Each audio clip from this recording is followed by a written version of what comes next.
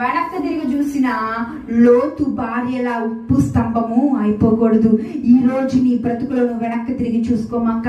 గడిచిపోయిన రోజు, ఆ క్షణము, ఆ గతము, ఆ మిస్టేక్, ఆ ప్రతిదీ నీకు రాదు. గడిచిపోయిన ఆపర్చునిటీస్ మళ్ళీ కూడా నీకు రావు.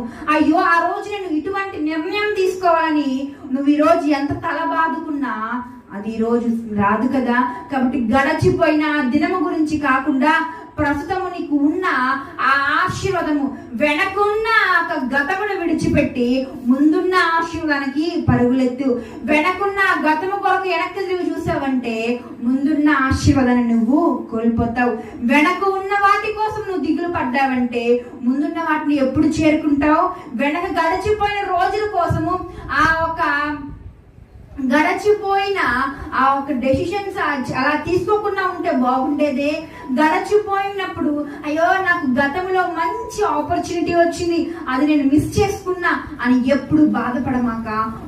జరిగిపోయింది కాబట్టి గతాన్ని విడిచిపెట్టి ప్రస్తుతాన్ని నువ్వు దేవుని చేతిలో పెట్టి, అయ్యా భవిష్యత్తు నీ చేతిలో పెట్టాను, ప్రస్తుతము దేవా నీవే నా జీవితాన్ని కట్టయ్యా అని చెప్పి ప్రతి